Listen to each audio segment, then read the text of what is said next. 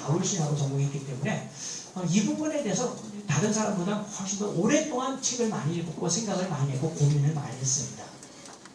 우리가 성경을 읽으면서는 늘 하나님의 말씀이라고 생각하지만 그것을 모세오경을 읽을 때도 하나님의 말씀을 읽는 것이고 시편을 읽을 때도 하나님의 말씀을 읽는 것이고 바울서신을 읽을 때도 하나님의 말씀을 읽습니다. 그래서 바울이 데살로니가 교회를 칭찬하면서 이런 말을 해요.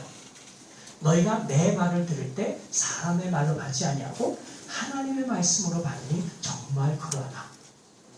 우리는 하나님의 말씀으로 받아야 합니다.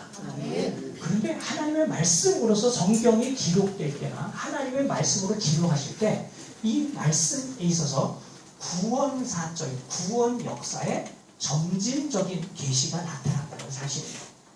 비근한 예로 구약시대는 하나님께서 이스라엘 백성들에게 너희 남자들은 태어나서 8일 만에 할례를 받아라. 할례를 받지 아니하는 사람은 백성 중에서 끊쳐지리라 라고 했어요. 그래서 할례는 요구사항입니다. 선택사항이 아니라 필연적이고 반드시 해야 되는 것이에요. 근데 바울은 신약시대에 와서 할례를 받는 사람은 그리스도에게서 끊어지는 사람이라고 얘기합니다.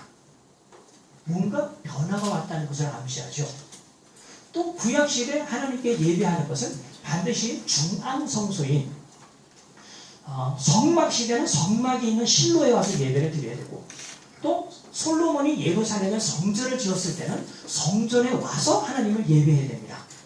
각 처서에서는 그냥 안식일날 쉬기만 했어요. 쉬는 것 이외에 자기가 개별적으로 혼자서 예배드리고 찬송하고 기도하는 것을 인정을 하지 않았습니다. 반드시 성전에 와서 예배를 해야 됐고, 그렇죠? 시편을 부르고 또 하나님께 제사로서 눈에 보이는 제물을 하나님께 바쳤습니다. 그것뿐만 아니라 유대의 중요한 절기, 3대 절기는 이스라엘 백성들 누구라도 반드시 예루살렘에 와서 지켜야 했어요.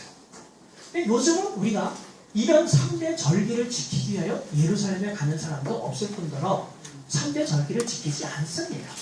좀 비슷한 것이 우리나라 맥추감사절로 예배드린다던가 또 추수감사절로 예배드려서 구약시대 오순절 즉 77절 초막절에 변형된 것 같은 것을 예배드리지만 사실 이건 성경적 의미의 그 오순절과 초막절은 아닌 거예요. 그렇죠? 더군다나 6월절은 이 세 절기 중에서 더 중요한 절기인데 요즘 6월절 지키는 사람은 없지 않습니까? 그렇죠? 예수님께서 6월절날 제자들과 함께 마지막 만찬하시면서 말씀하셨어요. 그러면서 하셨던 그 말씀이 거의 결정합니다. 내가 하나님 나라에서 6월절 식사를 다시 하기 전까지 포도나무에서 난 것 6월절 식사를 같이 하기 전까지 이제 포도나무에서 난 것을 먹지 않겠다라고 선언하셨고 그 다음에 떡과 관련한 떡을 떼주시면서 말씀하시고 피를 떼어주시면서 말씀하시기를 특별히 피와 관련된 포도주와 관련된 그 말씀하시면서 이것은 너희를 위하여 흘리는 내 피다. 즉 언약의 피다. 그리고 새 언약을 맺겠다고 선언하셨어요. 근데 이 셋자라고 하는 것이 굉장히 중요한 역할을 한 겁니다. 셋자가 없었다면 그동안 하나님과 이스라엘 백성들이 이런 관계를 맺고 그것을 확증하기 위해 가지고 있었던 옛 언약, 모세의 언약이 신에서 한 언약이 하나님의 백성들의 삶을 주도하는 것이었어요. 그런데 새 언약을 체결한다는 것을 언급하고 선언하는 순간 그전까지 해왔던 언약, 비중 있고 가치 있게 여겼던 그 언약이 갑자기 옛 언약으로 바뀌어버렸습니다.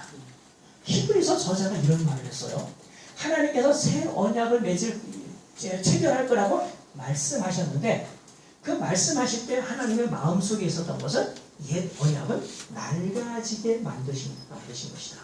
낡아지는 것은 없어져 버리는 것이다. 아직은 없어지지 않았지만 예수님이 오셔서 새 언약을 맺는다라고 하는 순간 그것이 현실화됐어요.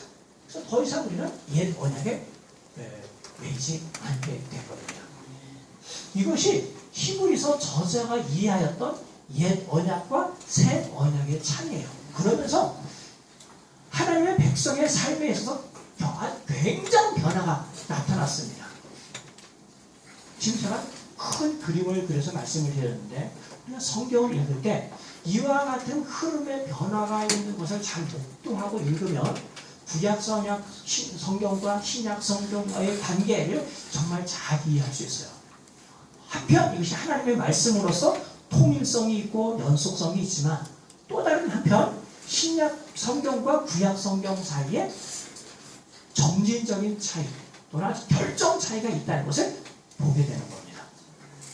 그래서 지금 강의 전체 그림을 그렸는데 이제 좀 더 집중해서 전반적으로 신약의 성경 저자들이 자기들이 살고 있는 그 시대가 구약과 비교하여 어떤 차이가 있다고 이해했는지 그 차이를 어떤 방식으로 표현하고 있는지를 몇 가지 복음서와 바울서신을 중심으로 예를 들고 여기에 근거하여 신약 시대의 성도들이라면 구약 시대의 방식이 아닌 구약 시대의 성도들이 하나님께 예배하거나 헌신했던 것과는 다르게 신약적으로 어떻게 헌신할 것인지 그것을 가르치는 본문을 중심으로 생각하려고 합니다.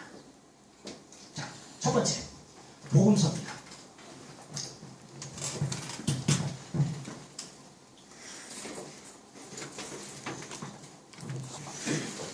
복음서 예수님께서 하나님의 아들로 세상에 오셨습니다. 임마누엘로 오셨습니다. 우리를 죄에서 구원할 자로 세상에 오셨습니다. 탄생부터 그분의 존재는 남달랐어요. 구약시대의 성도들이 기대하였던 그 예언이 또 기대가 성취가 되어 이 땅에 태어나셨습니다.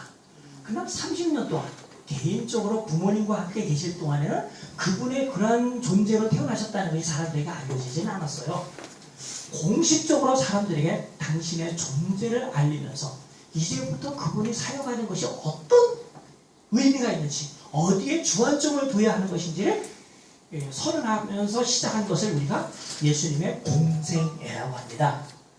복음서 저자들마다 예수님의 공생애를 거의 비슷하게 언급을 해요.